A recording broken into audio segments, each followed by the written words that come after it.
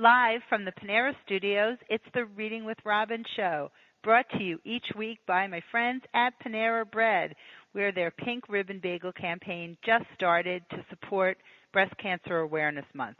You can support local breast cancer charities just by purchasing a Pink Ribbon Bagel throughout October. So go to your local Panera Bread and support this amazing campaign with the Pink Ribbon Bagel all throughout October. Panera is my favorite place to stop by for a cup of coffee, hang out with friends, and it's a great place for book clubs to meet. It's all at Panera Bread. And now, enjoy the show. Isaac Fitzgerald is the editor of BuzzFeed Books and the co-author of Pen and Ink and out now, Knives and Ink, Chefs and the Stories Behind Their Tattoos, with Recipes, which he co-authored with his friend Wendy MacNaughton. He's also too much fun to follow on social media and watch on the Today Show, sharing his favorite books. He and I have 161 mutual friends on Facebook. Thrilled to have him here on Reading with Robin today to chat about Knives and Ink. Welcome to the show, Isaac. Hey, thank you so much for having me, Robin. I really appreciate it. Well, we had way too much fun chatting before the show even started, and a little disclaimer, I have a horrible cold, but I will make it through this interview, and I hope I didn't use up, like, all of my vocal cords. Chatting up beforehand. No, exactly. I think it's good. It's a nice raspy. It's a good radio voice. Well, it's just too much fun to talk to you. If you're not following Isaac, you really must. You can find him on isaacfitzgerald.net. It's not a whole lot there, but you can go there. Find him, all right? I mean, you know, there's... It's very minimalist. It's exactly because he's such a minimalist. It goes exactly... keeping with his personality. I also love your laugh. You can also find him on Twitter, on Facebook, on Instagram. I love following you on Twitter. You post the most entertaining things, informative. You're such a beacon of book fabulousness, and it's just a pleasure. So everybody follow.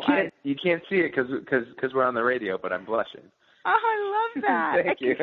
I can feel it now. Well, if anybody saw the Today Show you were on, I think it was last week or was the week before with Emma Straub and Brad Thor talking about your favorite books, your enthusiasm like bolts through the TV. It's infectious. Now I'm even getting redder. Thank you so much, Robin. I really appreciate You're welcome. that. Well, for book people, you know, that people that really get that and are just so excited to share their favorite books over the summer when you were on with Emma and Brad, and you just at the last minute whipped out Homegoing and snuck that in, I was like, that's my kind of guy. Well, man, that book is so good, and I didn't want them to go to commercial break before I got a chance to plug it, which I really thought meant they weren't going to ever have me back on. So I was like, oh, my God, I'm so sorry if that was too impulsive. But they're wonderful. The producers there are so great, and they were just like, hey, that's live television. You're making it exciting. You know? And I was like, oh, all right. People loved it, and that's funny. You figure, like, either this is my first and last shot at this, or, like, which they should. They loved it, and there you were back again last week talking about more, and the three of you. Homegoing, it is. It's such a good book. So, like, I was like, I'm not going to let Yacht Jesse just, like, sit in the bag. I can't just let that happen. Oh, I know, right? It's I mean, I was, like, trying to tell what everybody was holding. I'm like, what are they going to hold up next? And it's, right? It's just like you just want to share. And when you run into people, is that one of the first things people ask you? You're the editor, you know, BuzzFeed Books. They want to know, what are you reading? What are you recommending? Like, how do you even pick? And I mean, it's one of my favorite things to do, absolutely. That's how I try to set myself up. I want to be kind of like an excited friend who's tugging on your shirt sleeve and trying to tell you what you should read next. So sometimes it's the first thing people ask me. More often than not, I just start gabbing at them. So whether solicited or not, I'm usually trying to sell which book that I've loved recently. And I'm lucky in that I get to make a living off of it. I feel really, to be honest, just quite lucky that I've been able to make a career out of basically telling people what I think they would enjoy to read. I mean, it really doesn't get much better than that. And I remember seeing, I don't remember where it was on TV, maybe it was Today's Show or something, where they showed your office and you could just see these stacks of books and piles of with something, and just really, what is better than that? And to be able to make a living at that and to spread the word about books and keeping them front and center. I mean, I've been known to hand out bookmarks on the subway when I'm in New York. So I love to do that. If someone's got a book in their hands, they're fair game as far as I'm concerned. And you are yourself such a cheerleader of books, and I'm always on Facebook. I always see that you're obviously supporting the books that you really love and care about and talking about them. Kindred spirits a little bit. Absolutely, absolutely. I don't have any ink, but I do love this new book, Knives and Ink, Chefs and the Stories Behind Their Tattoos. I forget when I first started reading that this was coming out. I probably started haunting you then, like, we have to talk about this book. I can't wait to see this book. And I was back and forth with your publicist. Even the preface, it starts out with your story about cooking and your mom not being a cook, but you mixed ice cream and peanut butter, so you were probably way ahead of Ben and Jerry's back in the day. I mean, I did the same thing with cereal and ice cream, so we have similar culinary expertise. Yeah, are you from the East Coast? Yeah. Oh, yeah. Yeah, I think in a New England area. Yeah, Long Island. Also, I think there's something to be said for what can you make? And it's cereal. I'm really good at cereal. I think that's maybe an East Coast thing. Really good at cereal and mixing them, and even before you could do that out and about, you just would always Golden Grams with Honey Nut Cheerios or something really exotic like that. So you went and did this beautiful, and this book is so gorgeous. It's out today. It's called Knives and Ink, and you can find it everywhere. It's by Isaac Fitzgerald and his wonderful friend Wendy MacNaughton, who did these drawings. Are just, the illustrations are gorgeous, and you've got 65, I think, chefs here, and the stories behind their tattoos and these beautiful drawings, and then also some recipes, which a lot of them, I was like, I could do this one, but I would remove the bacon from the Brussels sprouts, but I would do that. That's what I always do when I look at recipes. So many stories here. I love this Robin Wheeler with gooseberries. All of these stories. I love that one, too. There's I love that so one many too. stories. Yeah. Yeah. No, when she went, so she goes to that. So, she basically has this wonderful story of working with her grandmother and realizing that her grandmother to make this jam that she loved was just this crazy task. It was just this small, a very I forget. I think they're called gooseberries, but it was just very, very, to make that jam out of, you had to collect so many berries, and it was so painstaking, and it hurt her fingers. So anyways, then she grows up and she starts doing it herself, and she realized, wow, this stuff that I absolutely love just took so much time and love and energy on her part. So I want to get a tattoo to remember her. And when she went to the tattoo artist, and of course she brought a jar to basically show the artist so that he could do his work and his art. And at the end, of course, she tipped with money as well. But he was like, "Hey, can I keep the jam?" That would be no way are you leaving without leaving that jam with me. Right. And that's the heart of these stories. Really is the family connection to them, whether it's somebody special. Sadly, obviously, a lot of loss and the things that we want to commemorate, and all so meaningful. You're going to sit there and have this, done, and this be part of your body and soul. It's important. So there's so much thought. I can't even imagine that goes behind what you decide to celebrate yourself with. Yeah, and that was just one of the important things for Wendy too, especially. When we decided to do these as drawings instead of as photos or something, but she just very much wanted to show reverence to the tattoo artist, to the original artist. Because that's what we're doing, right? Because tattoo itself is an art form. So it's kind of like art representing art, her illustrations of their art. And so in the back of the book, you'll see all the tattoo shops and all the tattoo artists. That's so cool. But so that was one of the foundations that, like you're saying, it's this thing that you carry with you forever. And Wendy really, really wanted to be super respectful of the original artist, the tattoo artist, and of the creations that they make. And so it's almost like it's an homage both to the stories, like you're saying, and the reasons that people get the tattoos, and to the tattoos as art themselves. There's so much, right? There's so much in here, the layers, because, right, she is interpreting their art through her own and combining it with the story that the chef wants to share. So there's just a lot. This is such a beautiful book. I would say buy one for yourself, buy one for a friend or several, because these are the kinds of books I just love something that you could pick up, enjoy, or there's so much more than the story would even, you pick it up and you're like, okay, I'm reading this little story, gets you kind of thinking about your own, how do you want to represent yourself to the world, no matter how, whether through art or cooking, writing, music, anything like, that's expressive, and you realize how connected everything really is. And each and every one of these stories was meaningful to me in some way. The one with the little coffee mug, Chris Spears. I love him. They're all just so beautiful. Talk about this one a little bit. I like this. And I love the drawings of the donuts, too, really. Yeah, our first collection, which was open to everyone, it was just kind of this collection that covered tattoos from people of all walks of life. And so when we decided to make this second book, we wanted to make it different in somehow. We didn't want it just to feel like volume 2, and that's why we kind of focused on chefs. We were like, if we can take just like this one slice, and it just kind of, Wendy, it just kind of came very organically. So, the difference, though, is that when you open up submissions to everyone can submit. Anyone that's online, especially we'd started as a Tumblr, they could join they're part of our community. So it was very easy to get stories. With chefs, it's like, listen, these guys are not spending their time on computers, right? They are running businesses. They are cooking.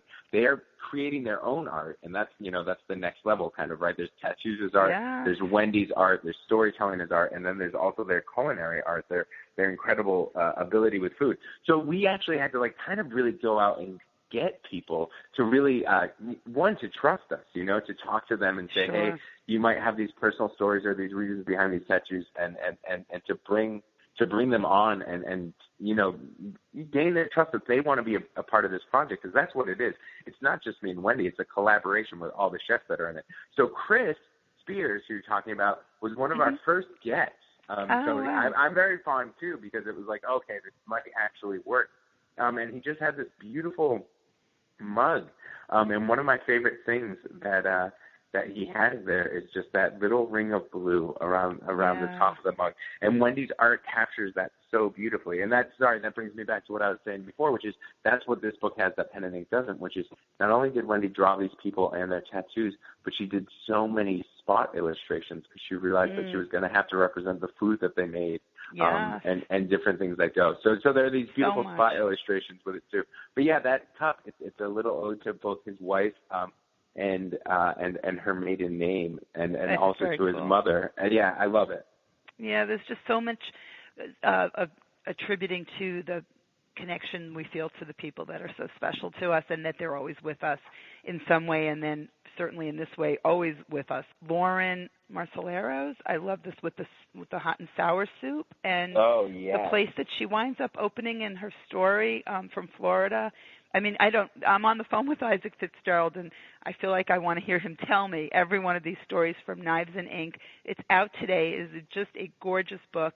You absolutely want this on your shelf with your collection of short stories, cookbooks, art books, all of it, chefs and the stories behind their tattoos. And you're going to be at Housing Works tonight at 7 p.m. I can only imagine that party. What's going to go on at Housing Works I'm just going to say, if anyone's in the New York area or feels like giving a little bit of a drive down to the city, we've got basically a bunch of chefs that are in the book. They're going to come out. We're going to have food from the book available. Probably not the pig's head, but a bunch of other stuff.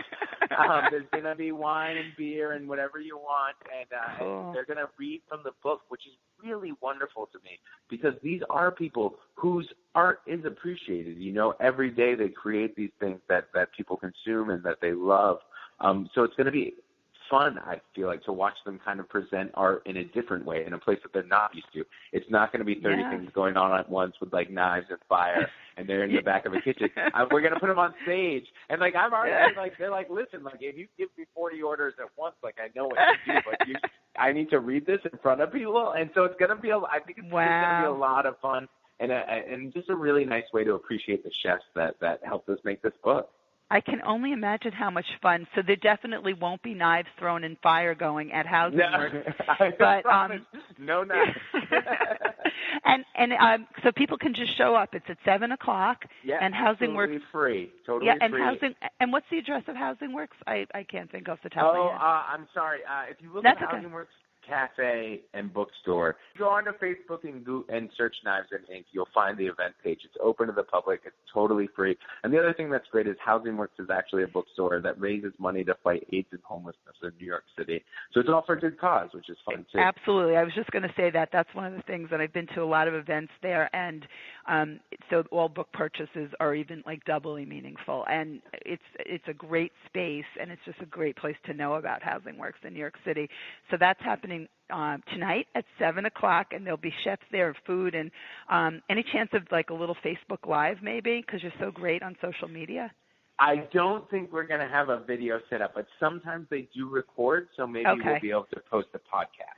Because if I wasn't going to be here in Providence having Point Street Reading Series happening at the same time, I would absolutely be in New York at Housing Works for this. I'm very bummed. Also, Devin White's, this one was especially meaningful to me. This one, Keep Jumping, which was something her grandfather said to her. It's there. I mean, they're just one. I can imagine like them opening up to you and telling these personal stories, and you see these wild stuff that goes on in the kitchen and the whole camaraderie and the family sort of dynamic in a kitchen, and then they're telling you people have their stories, and that's where it gets down to the most connected that we really can get is storytelling.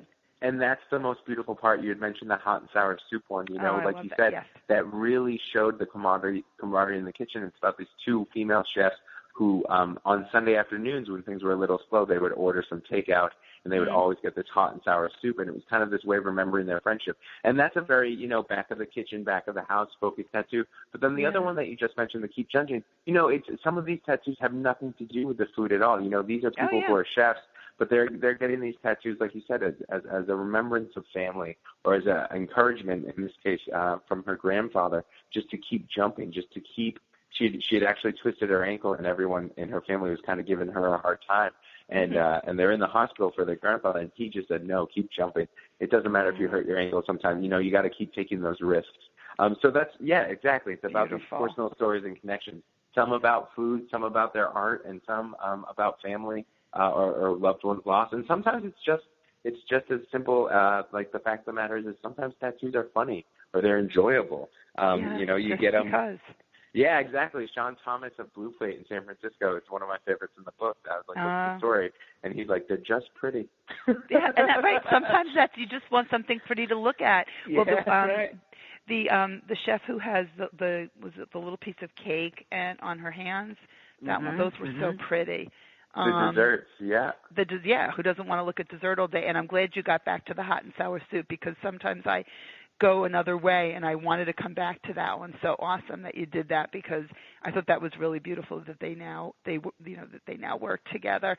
So there's so many here. Well, you're going to have to get your own copy. You can go to your favorite bookstore. They'll be on sale, of course, tonight at Housing Works, and it's Knives and Ink Chefs and the stories behind their tattoos.